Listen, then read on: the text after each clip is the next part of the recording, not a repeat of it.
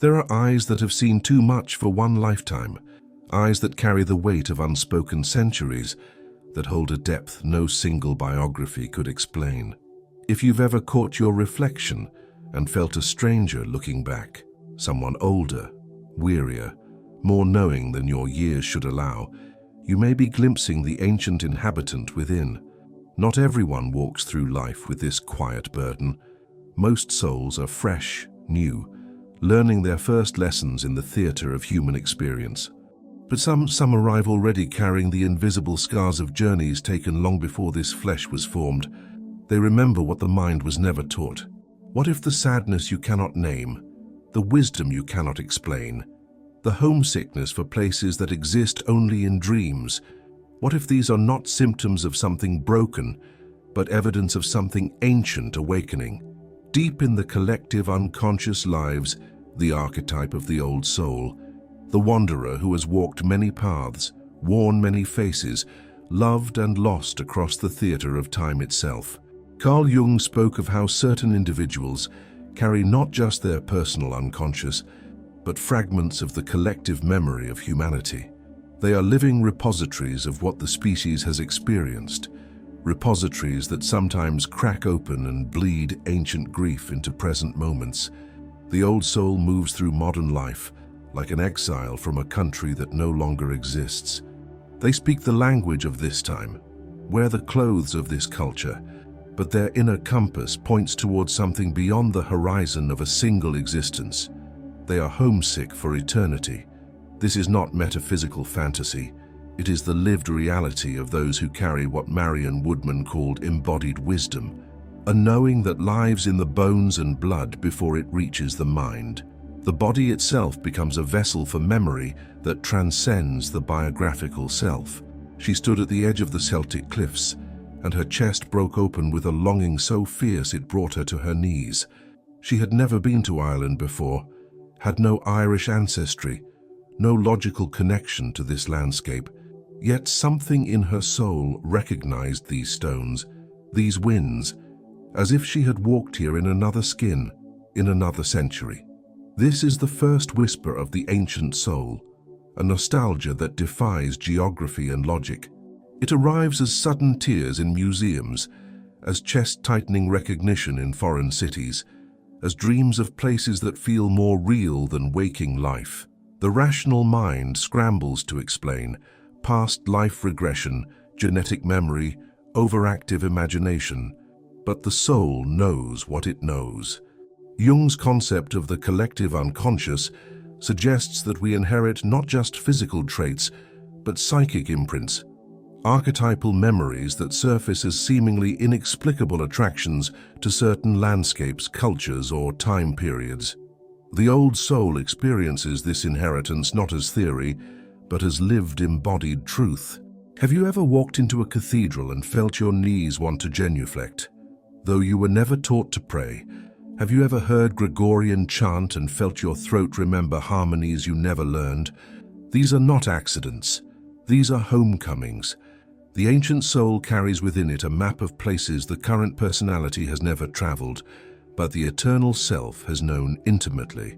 The homesickness you feel is not for somewhere else, it's for when else. There is a difference between knowledge learned and knowledge remembered. The old soul often startles itself with insights that arrive fully formed, wisdom that seems to bypass the normal processes of study and experience. This is what the mystics called direct knowing, gnosis that emerges from the depths rather than the surface of consciousness. He was 7 years old when he looked at his grandmother's hands and knew she would die before winter. Not a morbid thought for a child to have, and not one anyone had taught him, but something ancient in him recognized the signs, the way autumn recognizes winter long before the first snow falls. This intuitive knowing often manifests as an uncomfortable ability to see through the masks people wear, to sense the unspoken truths that hover in the spaces between words.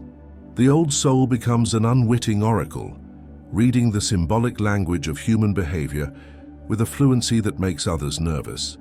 Modern neuroscience is beginning to understand what the ancients always knew. that the brain contains mirror neurons that allow us to feel what others feel, and that some individuals have heightened sensitivity to these subtle, energetic exchanges. But the old soul's knowing goes deeper than neurological empathy. It draws from what Rupert Sheldrake called morphic resonance, the idea that patterns of experience create fields of information that can be accessed across time and space. When you know things you shouldn't know, when your hunches prove uncannily accurate, when you can finish strangers' sentences or predict outcomes with disturbing precision, you are not psychic in the supernatural sense. You are drawing from the vast library of human experience that lives within the archetypal depths of your being. The ancient soul moves through the world like a living X-ray machine, seeing through the carefully constructed personas that others spend lifetimes perfecting. This is not a skill they developed, it's a capacity they remembered. After lifetimes of watching humans perform their elaborate theaters of identity, the old soul develops an almost involuntary ability to see the person behind the performance. She walked into the corporate meeting and immediately sensed which executive was struggling with addiction, which manager was masking deep insecurity with aggressive confidence, which colleague carried the wound of a recent betrayal. None of this information was relevant to the quarterly reports being discussed, but her ancient perception system catalogued it automatically, like a spiritual metadata scanner running in the background of social interaction. This penetrating vision often makes the old soul uncomfortable in social situations. They become unwilling repositories for everyone's secrets, collecting information they never asked for about the hidden struggles and suppressed truths of those around them. People often feel seen by the old soul in ways that are both healing and terrifying. James Hillman wrote about the soul's natural capacity for seeing through, perceiving the archetypal patterns beneath the surface level of experience. The old soul has developed this capacity through repeated exposure to the fundamental dramas of human existence: love and betrayal, power and vulnerability, creation and destruction. They recognize these eternal patterns playing out in contemporary costumes. The burden of this clarity is isolation. When you can see the fear beneath the anger, the grief beneath the rage, the love beneath the cruelty, you live in a different world than those who take surface emotions at face value. You become a witness to the human condition in its raw, unedited form. But with this burden comes a gift, the ability to meet others in their deepest truth, to offer understanding that penetrates the loneliness of being unseen. The old soul becomes a sanctuary for those brave enough to drop their masks and be witnessed in their authentic complexity. There is a grief that belongs to this lifetime, born from specific losses and particular betrayals. And then there is the grief of the eternal soul, a sadness so deep and wordless, it seems to have no beginning, no identifiable cause, no story that could possibly explain its vastness. The old soul carries this archetypal sorrow like a bass note, running beneath the melody of daily life.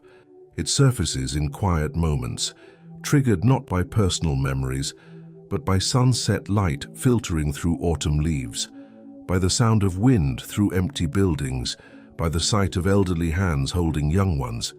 It is the grief of impermanence itself, the sorrow of watching beauty bloom and fade across countless cycles of existence. This is what Jung called the transcendent function, the psyche's capacity to hold opposites, to experience joy and sorrow as intertwined aspects of the same cosmic truth. The old soul has lived this paradox so many times that melancholy becomes not depression, but a form of spiritual maturity. They understand that to love deeply is to grieve eternally, because everything beautiful is temporary. Contemporary psychology might diagnose this pervasive sadness as depression, but the old soul knows the difference between clinical darkness and archetypal depth. Their grief is not pathological, it is devotional. It is the price of consciousness, the cost of carrying light through a world that consistently breaks the heart. This sadness often intensifies during life transitions, seasonal changes, or moments of profound beauty. It is as if the soul's memory banks are activated by symbolic resonance, releasing waves of emotion that belong to other times, other stories, other incarnations of love and loss. The gift, hidden within this ancient grief, is tremendous compassion. Having felt the weight of existence across multiple lifetimes, the old soul develops an oceanic empathy for all beings caught in the web of suffering and joy. Their sadness becomes a source of healing presence, a depth of understanding that can hold space for others' pain without needing to fix or explain it. Walk through any museum and you can spot them. The individuals who stand transfixed before Egyptian sarcophagi, who trace their fingers along ancient Greek pottery, who feel their breath catch at the sight of Celtic knots or Sanskrit symbols. These are the old souls, experiencing not academic interest, but cellular recognition. The ancient soul feels a magnetic pull toward civilizations that flourished before their current birth, drawn to symbolic systems, architectural forms, and spiritual practices that resonate at frequencies deeper than conscious understanding. They find themselves learning dead languages with surprising ease, drawn to mythology and folklore, as if these stories were personal memories rather than cultural artifacts. She discovered Rumi's poetry at 19 and wept for 3 days, not from the beauty of the words, but from the shock of recognition. It was as if someone had transcribed conversations she'd had with herself in a language she'd forgotten she knew. The Sufi concepts of divine love and mystical union felt like coming home to a country she'd been exiled from for lifetimes. This attraction to ancient wisdom traditions often manifests as an eclectic spiritual path that frustrates religious authorities and confuses family members. The old soul doesn't convert to established religions so much as recognize fragments of truth scattered across multiple traditions. They become archaeologists of their own spiritual history, excavating practices and beliefs that feel familiar rather than foreign. Anthropologist Angelis Arian wrote about how certain individuals carry cultural DNA, inherited patterns of knowing that connect them to wisdom traditions their current culture may have abandoned or forgotten. The old soul experiences this inheritance as lived reality, feeling more at home in meditation halls and sacred sites than in shopping malls and office buildings. Modern neuroscience suggests that exposure to symbolic systems like sacred geometry or Sanskrit mantras can activate dormant neural pathways, creating states of consciousness that feel deeply familiar even to those encountering them for the first time. The old soul's brain seems pre-wired for these ancient frequencies, responding to spiritual technologies developed thousands of years ago as if they were native languages. The old soul often describes feeling like an adult in a child's body, carrying responsibilities and awareness that seemed incompatible with their chronological age. Teachers noticed their unusual seriousness. Friends found them simultaneously wise and melancholy. Family members were sometimes unsettled by the depth of their observations about life and human nature. At 8 years old, he would lie in bed at night, worrying about his parents' marriage, sensing tensions and undercurrents that the adults thought they were successfully hiding. His emotional radar was calibrated to frequencies that children aren't supposed to perceive, picking up the subtle signs of adult struggles with the precision of someone who had witnessed these patterns many times before. This premature wisdom often created a sense of isolation from age-appropriate activities and relationships. While other children played with innocence and spontaneity, the old soul child observed life with the gravity of someone who understood that actions have consequences, that words can wound, that time is precious and finite. Developmental psychology recognizes certain children as parentified, forced into adult roles by family dysfunction or trauma. But the old soul's early maturity feels different, arising not from external pressure, but from internal knowing.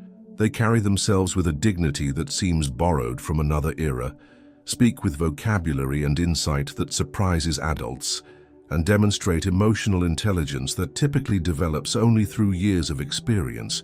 This early awareness can be both gift and burden. The old soul child often becomes the family therapist, the friend's confidant, the one others turn to for advice and comfort. They learn to hide their depth behind age-appropriate masks, sensing that their natural wisdom makes others uncomfortable. As adults, old souls often struggle with feeling out of step with their generation, more comfortable with older individuals who share their appreciation for depth, contemplation, and meaning. They may find contemporary culture exhausting, longing for slower rhythms, deeper conversations, and connections based on soul recognition rather than surface compatibility. The old soul's learning curve often defies normal educational patterns.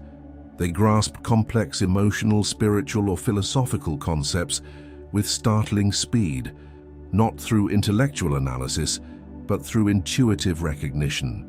It's as if they're remembering rather than learning, excavating knowledge that was always there, waiting to be uncovered.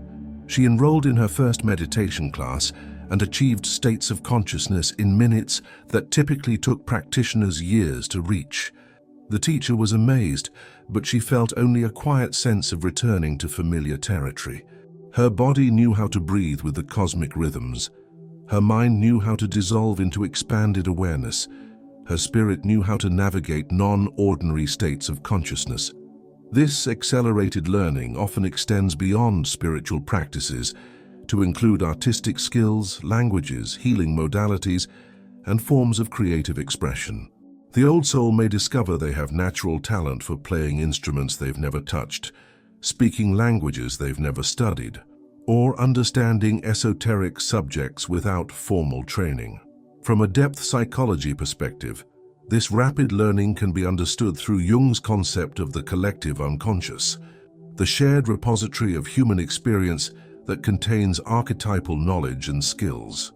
The old soul seems to have more conscious access to this collective database, able to download patterns of understanding that exist beyond individual memory. But this gift comes with its own challenges. The old soul may feel frustrated by having to move through educational systems designed for linear learning, when their natural process is more circular and intuitive. They may struggle with boredom in conventional classrooms, impatient with repetition of concepts they grasp immediately. More challenging still is the loneliness of rapid spiritual development. While others struggle for years with basic meditation techniques or spend decades working through emotional patterns, the old soul may resolve these issues with disconcerting speed, leaving them feeling isolated from communities of fellow seekers who are moving at more typical paces. The key for the old soul is learning to honor their accelerated development while maintaining compassion for others who are just beginning journeys they completed long ago. Their role often becomes that of the gentle teacher, helping others navigate territories they themselves have already mapped in previous lifetimes. Step into an old-growth forest with an ancient soul, and you witness something beyond environmental appreciation. They don't simply admire nature, they commune with it, recognizing the trees as elders, the rivers as living arteries of the earth's body, the mountains as ancient witnesses to the passage of time. Their reverence feels less learned than inherited, as if they remember when human and nature were recognized as one seamless whole. The old soul often feels more comfortable in natural settings than human-constructed environments. They seek the ocean when their spirit needs cleansing, the mountains when their soul needs perspective, the forests when their heart needs sanctuary. This isn't recreational, it's medicinal, even liturgical. Nature serves as their cathedral, their pharmacy, their therapist's office all in one. Indigenous wisdom traditions worldwide recognize this intimate relationship between soul and earth as fundamental to psychological and spiritual health. Shamanic practices often begin with the understanding that humans are not separate from nature, but expressions of it, temporarily condensed into individual form, but essentially part of the larger web of life. He would disappear into the woods behind his childhood home, whenever family conflict became overwhelming, instinctively knowing that the trees would absorb his pain and the wind would carry away his confusion. Years later, studying eco-psychology, he learned scientific terms for what he had always intuitively understood, that human nervous systems are designed to regulate through contact with natural environments, that the fractal patterns found in forests mirror the neural networks in our brains. The old soul's connection to nature often manifests as sensitivity to environmental destruction that feels personally wounding. They may experience genuine grief when witnessing deforestation, ocean pollution, or species extinction, not as abstract environmental concerns, but as damage to family members. Their ecological consciousness isn't political, it's deeply personal, rooted in a cellular understanding of interconnection. This natural mysticism may also include unusual relationships with animals, plants, and weather patterns. The old soul might find that animals approach them without fear, that plants thrive under their care, that they can sense changes in weather or season through subtle shifts in their own energy field. They live in closer alignment with natural rhythms, often feeling more alive during certain seasons, more creative during specific lunar phases, more contemplative during dawn and dusk. Clock time and soul time operate by different laws. The ancient soul often experiences moments that stretch into eternity and hours that compress into seconds, as if their internal chronometer is calibrated to cosmic rather than mechanical rhythms. They live simultaneously in past, present, and future, experiencing time as a fluid medium rather than a linear progression. During meditation, prayer, or moments of deep creative absorption, the old soul may slip entirely out of chronological time, emerging from what felt like minutes to discover hours have passed. Conversely, during periods of spiritual crisis or intense transformation, minutes can feel like lifetimes, each second weighted with the gravity of eternal decision-making. This temporal flexibility often includes spontaneous memories of experiences that don't fit their current biographical timeline.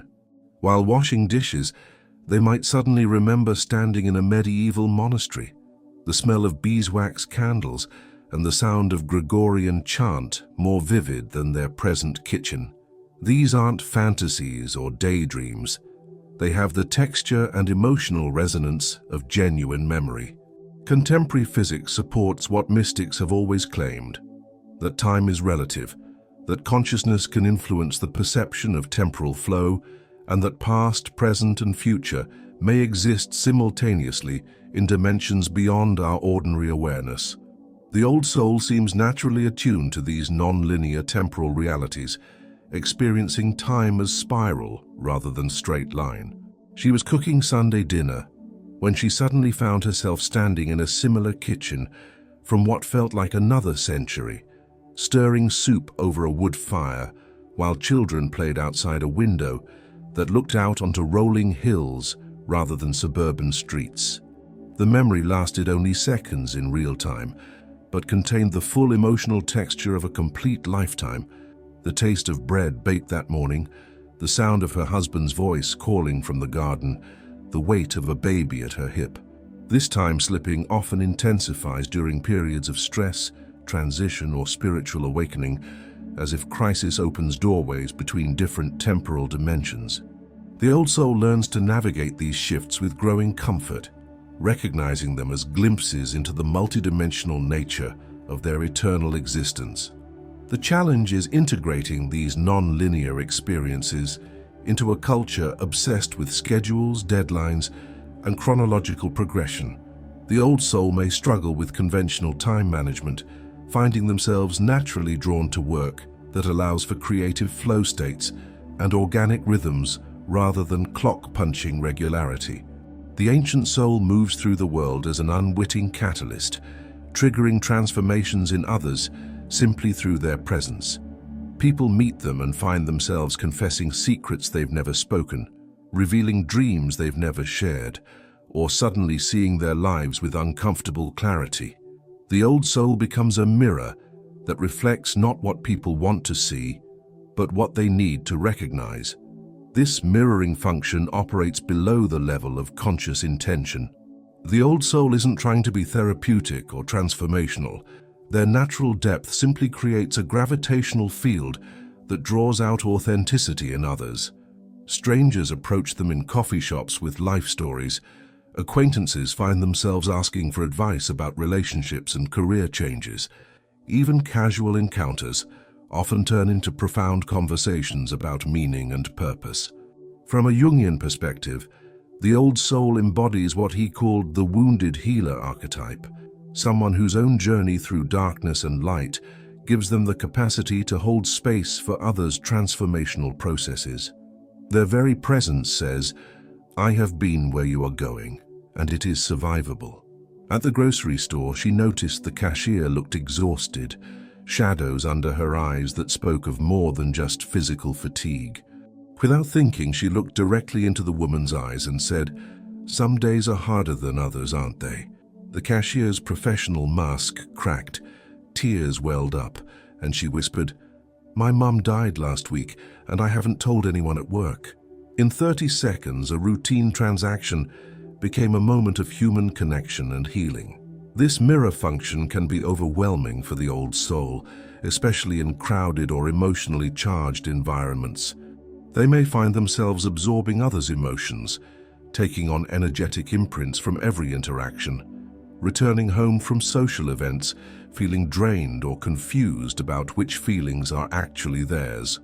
The old soul learns to develop energetic boundaries and clearing practices, but the mirror function never fully disappears.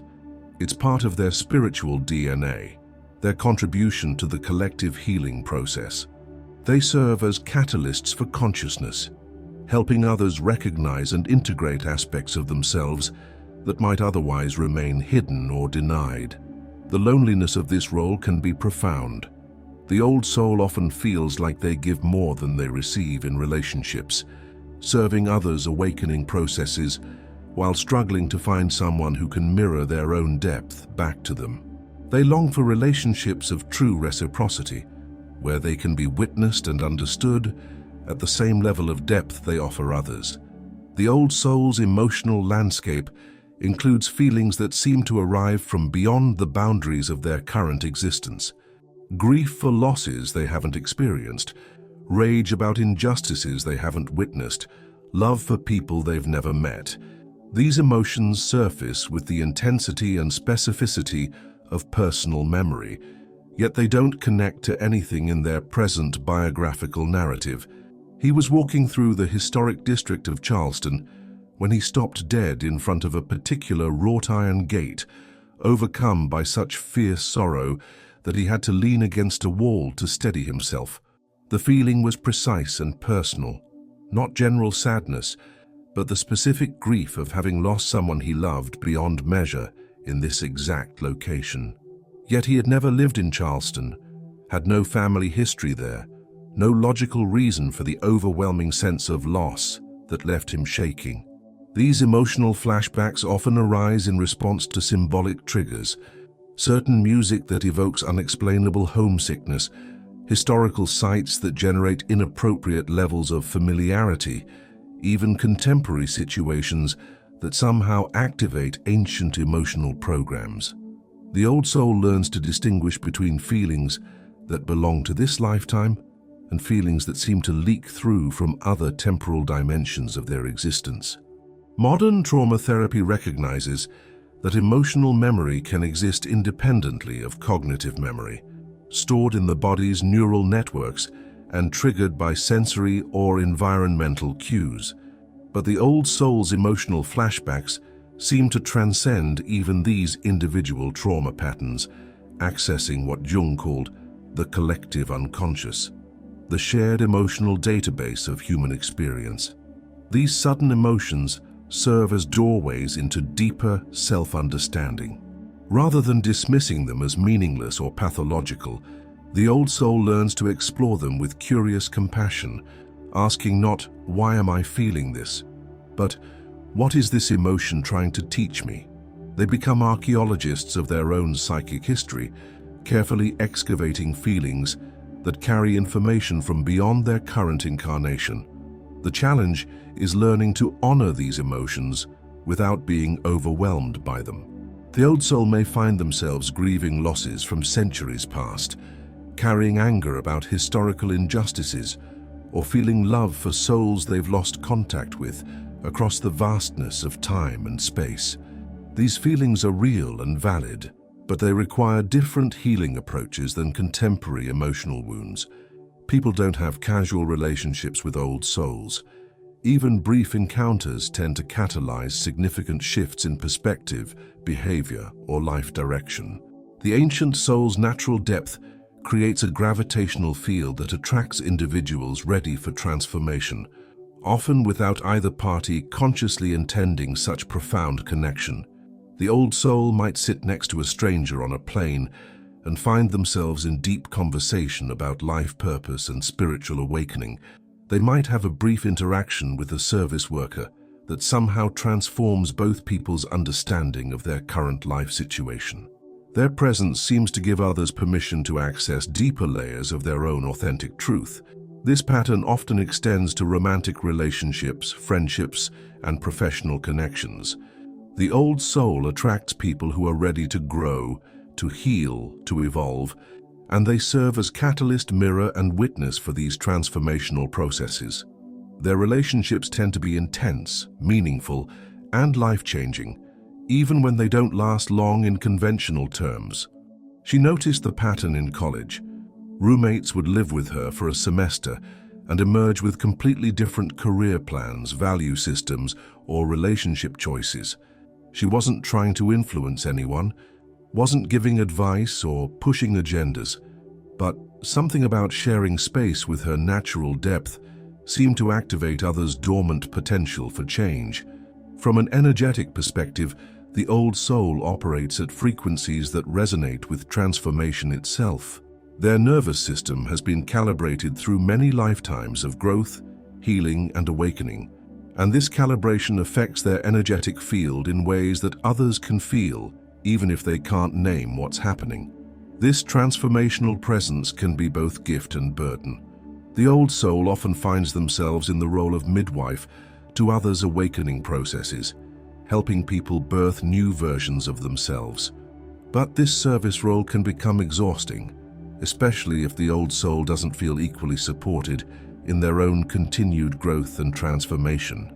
The key is learning to serve as catalyst without taking responsibility for others' choices or outcomes. The old soul's role is to provide reflection, presence, and unconditional witnessing, to hold space for transformation without trying to control its direction or timing. The ancient soul often experiences a paradoxical combination of profound exhaustion and extraordinary wisdom. They carry themselves with the dignity of someone who has learned life's deepest lessons, yet they also bear the weariness of someone who has been consciously engaged with existence for far longer than their chronological age would suggest. This soul fatigue isn't the tiredness that comes from physical exertion or emotional stress. It's the deep bone weariness of having loved and lost many times, of having carried light through multiple cycles of darkness, of having served as conscious participants in the grand drama of cosmic evolution. They are tired in the way mountains are tired, worn smooth by eons of wind and weather, yet somehow more beautiful for their weathering. The wisdom that accompanies this fatigue is hard-earned and multidimensional. The old soul has learned to hold paradox without needing resolution, to love without attachment, to serve without martyrdom. They understand the temporary nature of all forms and the eternal nature of all essence. This wisdom makes them excellent counselors, teachers, and healers, but it can also make them feel isolated from those just beginning their conscious journey. He would wake up some mornings feeling like he'd lived 1,000 lifetimes during sleep, his dreams full of detailed scenarios that felt more like memories than imagination. The accumulated weight of all this nocturnal experience left him feeling ancient and exhausted before his day even began. Yet friends and colleagues consistently sought his advice, sensing the depth of understanding that lay beneath his quiet demeanor.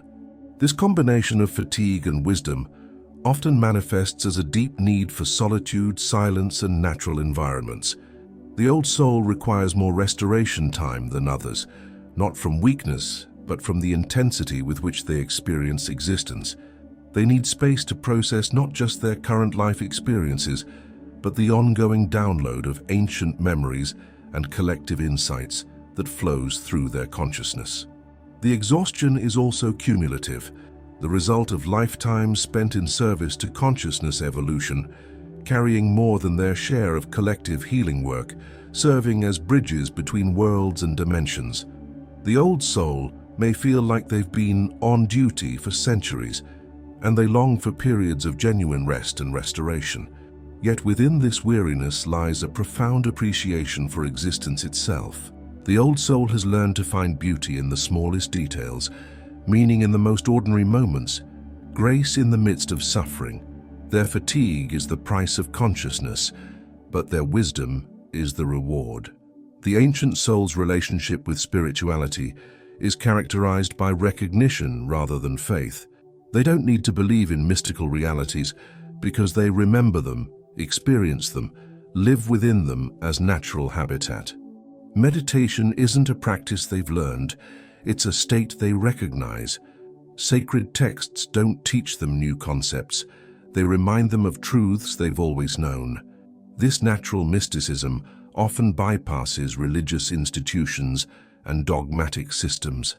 The old soul may feel drawn to spiritual practices from multiple traditions, creating an eclectic path that honors the essential truth found in various forms while avoiding the limitations of any single belief system. They are spiritual omnivores, extracting nourishment from whatever sources resonate with their deep knowing. She walked into her first Sufi ceremony and immediately began weaving in perfect synchronization with the other dancers, though she'd never seen the practice before. The circular movements, the breathing patterns, the dissolution of individual consciousness into collective ecstasy, all of it felt like coming home to a language her body had never forgotten how to speak. The old soul often experiences spontaneous mystical states, sudden expansions of consciousness during ordinary activities, direct perception of the interconnectedness of all life, moments of unity consciousness that arrive without warning and leave them forever changed. These experiences aren't sought after or induced, they arise naturally from the soul's already awakened state. From a neurological perspective, researchers have found that some individuals have naturally heightened activity in brain regions associated with transcendent experience. The old soul's nervous system seems pre-wired for mystical perception, able to access non-ordinary states of consciousness as easily as ordinary states. This natural mysticism can create challenges in secular environments where such experiences are pathologized or dismissed. The old soul may learn to hide their spiritual perceptions, translating their mystical insights into language acceptable to rational culture. But the inner knowing never diminishes. It simply goes underground, waiting for safe spaces to emerge and be honored. The gift of this mystical attunement is the ability to serve as bridge between ordinary and non-ordinary reality, helping others recognize the sacred dimensions that exist within everyday life. The old soul becomes a translator of transcendence, making mystical truths accessible to those just beginning to glimpse beyond the veil of material existence. Perhaps the greatest burden carried by the ancient soul is the loneliness of remembering what the collective consciousness has forgotten. They carry within them awareness of humanity's deeper potential, memory of times when spirit and matter were recognized as one, knowledge of healing and wisdom, traditions that have been lost to mainstream culture. This remembering comes with grief, the sorrow of watching humanity repeat patterns of separation and destruction that the old soul recognizes as unnecessary, the pain of carrying solutions to problems that others aren't yet ready to receive. They see the connections that could heal divisions, the practices that could restore wholeness, the truths that could liberate consciousness, but they must wait for collective readiness that may not come in their current lifetime. The old soul often feels like an alien in their own culture, surrounded by systems and values that feel backwards or primitive compared to what they remember as possible. They may struggle with depression, anxiety, or existential despair, not from personal pathology, but from the weight of carrying light in a world that seems determined to choose darkness. At the town hall meeting about environmental policy, she found herself speaking words that seemed to come from some ancient place within her. We are not separate from the earth. We are the earth becoming conscious of itself. Every tree we cut is a neuron in our own brain. Every species we destroy is a word in our own language that we will never be able to speak again. The room fell silent, but she could see in most faces the blank look of incomprehension, ideas too large for current political frameworks. This isolation can be profound.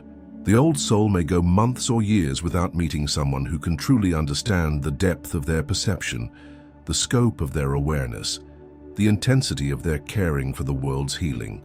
They become guardians of wisdom that feels both precious and burdensome, keepers of memory that the world isn't yet ready to reclaim. Yet within this pain lies purpose. The old soul's role is to hold these memories alive, to serve as seed banks for future collective flowering, to maintain the vibrational frequency of forgotten truths until humanity is ready to remember them again. They are living bridges between what was and what could be again. If you recognize yourself in these signs, know that you are not broken, confused, or lost. You are ancient. You are a keeper of wisdom, a carrier of light, a bridge between worlds. The loneliness you feel is not personal pathology. It is the natural result of being awake in a culture that is still largely asleep. Your sensitivity is not weakness. It is the refined instrument of a soul that has learned to perceive subtle dimensions of reality. Your depth is not a burden to be lightened. It is a gift to be honored and shared. Your weariness is not premature aging. It is the natural fatigue of a consciousness that has been serving the evolution of awareness for longer than this single lifetime can contain. The journey of the old soul is not about accumulating new experiences or achieving new levels of consciousness. It is about integration, about bringing together the wisdom of many lifetimes into coherent service to the healing of the world. It is about learning to honor your ancient knowing while remaining compassionate toward those who are just beginning their conscious journey. You are here now in this particular time and place because your specific combination of wisdom and experience is needed for the collective awakening that is beginning to unfold.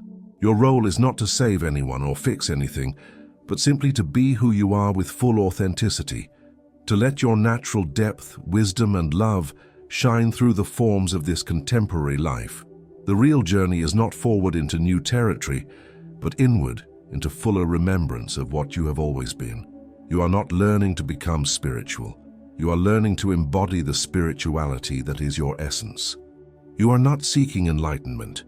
You are uncovering the light that was never actually dimmed, in the sacred silence of your own recognition, in the gentle breathing that connects you to the eternal rhythms, in the moments when you feel the vast love that moves through all beings.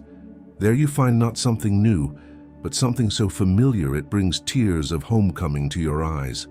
There is one final sign that marks the ancient soul, perhaps the most mysterious of all: the ability to exist simultaneously in time and beyond time, to be fully present in this moment while remaining connected to eternity. This is the paradox of embodied transcendence, being completely human while never forgetting your cosmic nature. The old soul moves through daily life with a quality of presence that others find both calming and unsettling.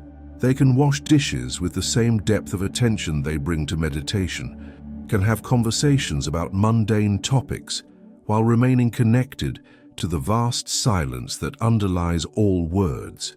They live in the world without being of it, participating fully while maintaining their connection to something beyond participation. She stood in line at the bank, aware of the fluorescent lights, the impatient sighs of other customers, the electronic beeping of machines, while simultaneously feeling herself as spaciousness itself, not separate from the scene, but including it all within a field of loving awareness that had no beginning and no end. She was completely present to this ordinary Tuesday morning transaction, and completely awake to the extraordinary mystery of consciousness experiencing itself through temporary human form. This quality of presence often makes the old soul a natural healer, teacher, or guide, though they may never formally take on these roles. Their very being emanates a field of peace that others unconsciously move toward. They become anchor points for higher consciousness in ordinary reality, helping to stabilize new frequencies of awareness that are trying to emerge in collective human experience. The challenge is maintaining this paradoxical existence without spiritual bypassing, using transcendent awareness to avoid the legitimate demands of human life, or spiritual materialism, becoming identified with being special or evolved. The mature old soul learns to honor both their timeless essence and their temporary personality, both their cosmic perspective and their human emotions, both their ancient wisdom and their contemporary learning edges. As we near the end of this exploration, I offer you a simple ritual for acknowledging and integrating your ancient soul nature. This is not about believing in past lives or metaphysical concepts, but about honoring the depth of wisdom and experience you carry, regardless of how you choose to understand its origins. Before sleep tonight, sit quietly and place your hands over your heart. Feel the rhythm that has beaten in countless chests, the breath that has moved through infinite lungs, the awareness that has looked through myriad eyes. Say these words, or words that resonate more deeply for you. I acknowledge the ancient wisdom that lives within me. I honor the journeys my soul has taken, the lessons it has learned, the love it has given and received. I accept both the gifts and the burdens of deep consciousness. I commit to serving the healing of the world through the authentic expression of who I am. I release the need to be understood by everyone, and I open to finding my tribe, those souls who recognize the frequency of ancient knowing. May my presence be a blessing, my depth be a gift, and my love be a bridge between worlds. Then sit in silence for as long feels natural, allowing whatever feelings or insights want to emerge. You may experience gratitude, grief, relief, or simply a sense of being seen and acknowledged in your deepest truth. All of these responses are sacred. The practical question for the old soul is not whether their perceptions are real in some objective sense, but how to live with integrity and wisdom in a world that often seems designed for newer souls still learning basic lessons of consciousness. How do you honor your depth without becoming arrogant? How do you serve without martyrdom? How do you remain open without being overwhelmed? The answer lies in what the mystics call skillful means, adapting your expression to meet others where they are, while never compromising your essential truth. This might mean learning to translate your insights into language that others can receive, offering your gifts in forms that current culture can recognize and value, finding ways to serve that don't require others to understand the full scope of your awareness. It means developing what Pema Chodron calls precise compassion, love that is both boundless and discerning, that can hold space for others' journey without taking responsibility for their choices. The old soul learns to be helpful without being controlling, wise without being condescending, deep without being heavy. Most importantly, it means finding your people, the other ancient souls who recognize the frequency you emit, who can meet you in your depth without feeling threatened or overwhelmed. These relationships may be rare, but they are essential for maintaining your sanity and continuing your service. Even one person who truly sees you can provide enough mirroring to sustain you through long periods of feeling misunderstood. Your ancient soul nature is not a personal achievement or spiritual status symbol. It is a form of service to the collective evolution of consciousness. By being who you are, by living with the depth and wisdom you carry, by refusing to diminish your light to make others comfortable, you serve as a living example of human potential. You remind others that it's possible to be both fully human and deeply spiritual, to engage with ordinary life while remaining connected to extraordinary truth. Your presence gives permission for others to access their own depth, to trust their own intuition, to honor their own complexity. In a culture increasingly dominated by speed, superficiality, and separation, you embody the qualities that can heal these distortions: slowness, depth, and connection.